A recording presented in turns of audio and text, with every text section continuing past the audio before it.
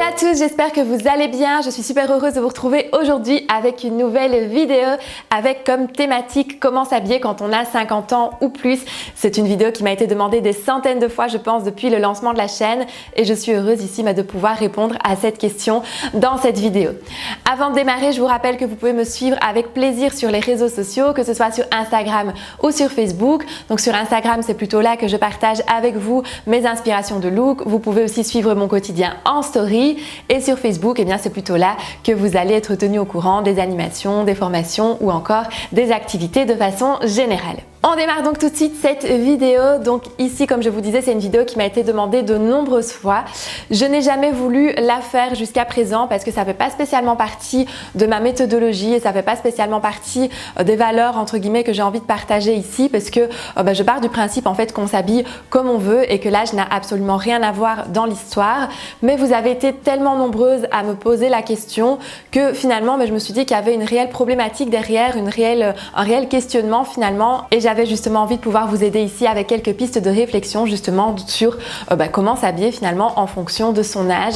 Est-ce que c'est important de s'habiller différemment en fonction de son âge et quels sont un petit peu les conseils que je peux justement vous procurer pour que vous vous sentiez bien dans votre style, peu importe finalement votre âge. Donc la première chose que j'ai envie de vous redire, c'est que effectivement on s'habille finalement comme on en a envie, on s'habille comme on veut, peu importe son âge. Et moi ce que j'utilise beaucoup dans ma méthodologie, c'est plutôt le style justement. Donc je vous invite réellement à vous poser des questions sur votre style. Quel est votre style? Qu'est-ce que vous avez envie de dégager finalement au travers de votre look, au travers de votre image? Qu'est-ce qui vous plaît en termes de coupe, en termes de matière? Dans quoi est-ce que vous vous sentez bien? Dans quoi est-ce que vous vous sentez rayonner? Dans quoi est-ce que vous avez l'impression d'être le plus mise en valeur? Et ça, c'est vraiment important de se poser justement les bonnes questions. Qu'est-ce qui moi finalement me plaît? Qu'est-ce que j'aime moi en tant que femme, en tant que personne? Dans quoi est-ce que je me sens bien? Parce que ça, c'est vraiment la première chose, c'est que automatiquement un look qui vous va bien, c'est un look dans lequel vous vous sentez bien, c'est un look qui vous correspond, un look qui vous ressemble, et pas de vouloir justement se déguiser pour ressembler à quelqu'un d'autre ou pour avoir un objectif qui finalement n'est pas le vôtre et qui ne vous ressemble pas. Et donc ça, c'est vraiment la première question à se poser, c'est vous, quel est votre style personnel? Dans quoi est-ce que vous vous sentez bien? Et qu'est-ce qui fait finalement que vous avez une image qui est cohérente avec votre personnalité? Parce que c'est ça aussi le style, c'est finalement de refléter ce qu'on est à l'intérieur sur son image extérieure.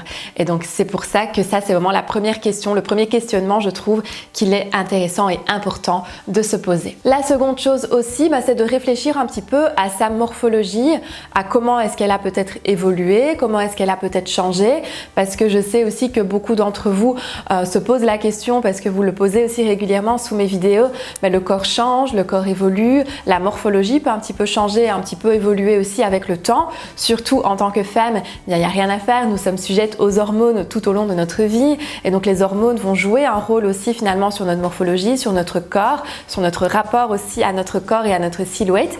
Et donc c'est important aussi d'identifier finalement ses atouts. C'est-à-dire que je vous invite à vous poser la question de savoir qu'est-ce que vous avez envie de mettre en valeur sur votre silhouette, sur votre morphologie. Quelle est la partie de votre corps que vous appréciez particulièrement? Quelle est la partie de votre corps que vous aimez mettre en valeur, que vous aimez mettre en avant? Et à ce moment-là, de réfléchir justement aux vêtements qui vont mettre en valeur cette partie de votre corps, cette partie de votre silhouette, parce que finalement, ça fait partie des atouts que vous aimez mettre en valeur chez vous.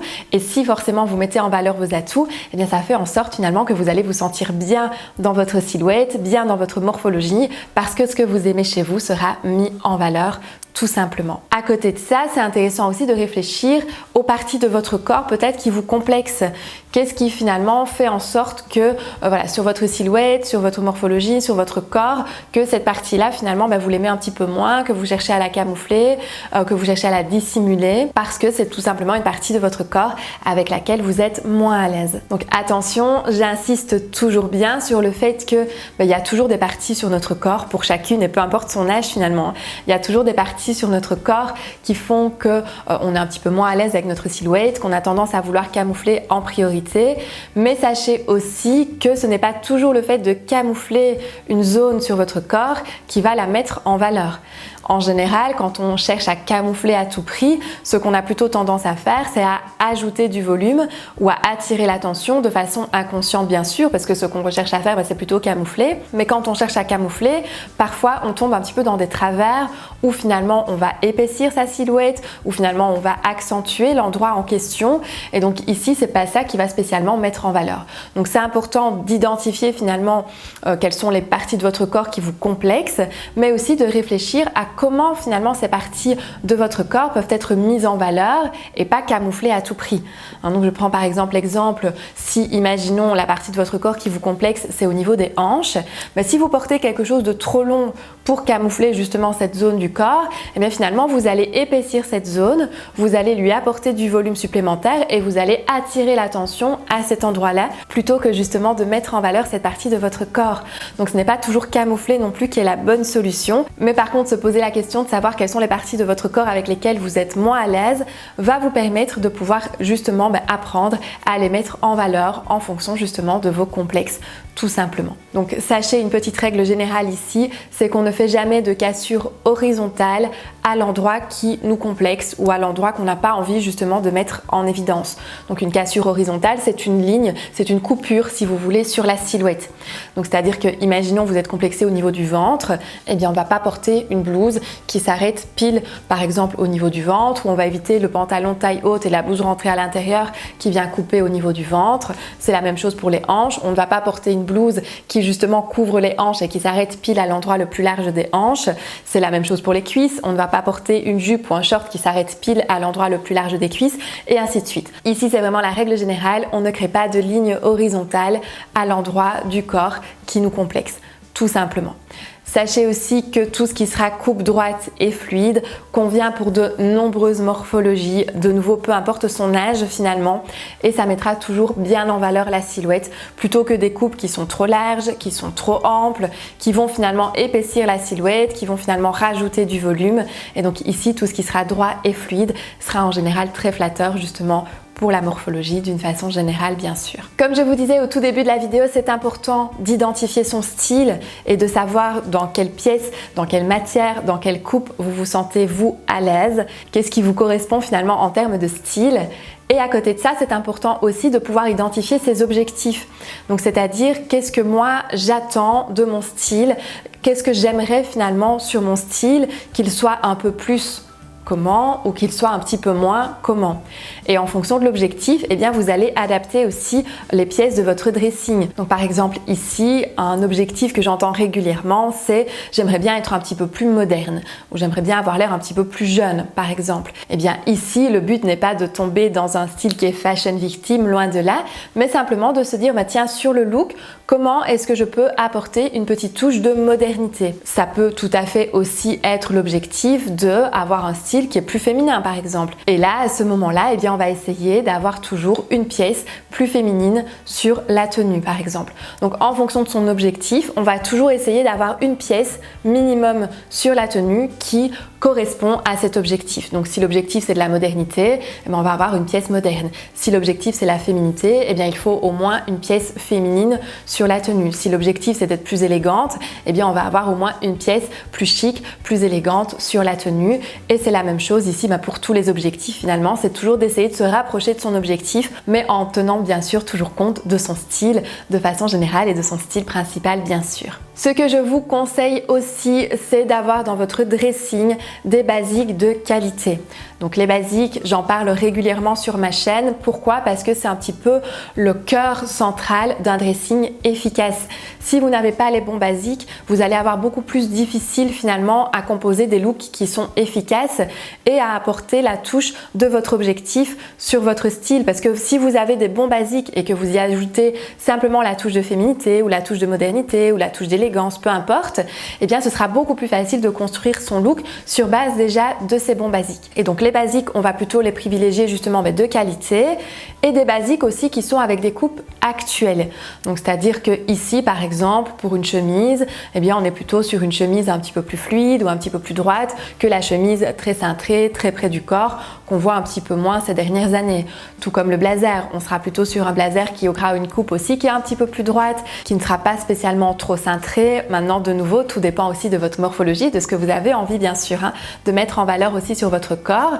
Mais tout ça, c'est aussi important de pouvoir moderniser ces basiques et d'avoir aussi des pièces qui sont de bonne qualité, des bons intemporels, des pièces que vous allez pouvoir garder plusieurs saisons, plusieurs années et que vous allez pouvoir vraiment adapter ici par rapport à votre style et par rapport à votre objectif de nouveau.